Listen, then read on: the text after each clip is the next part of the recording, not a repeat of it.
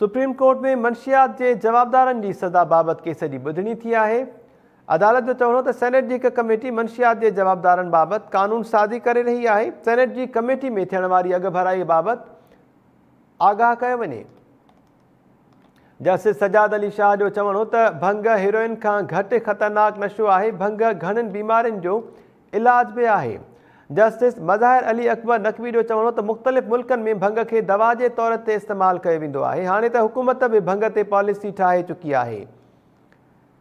Case की ॿुधणी जनवरी के आख़िरी हफ़्ते ताईं मुलतवी कई वई। सुप्रीम कोर्ट में मंशियात के जवाबदारनि की सज़ा बाबत केस की ॿुधणी थी है। सेनेट की एक कमेटी मंशियात के जवाबदारनि बाबत कानून साज़ी करे रही है। अदालत जो चवणो त सेनेट की कमेटी में थियण वारी अग भराई बाबत आगाह कयो वञे।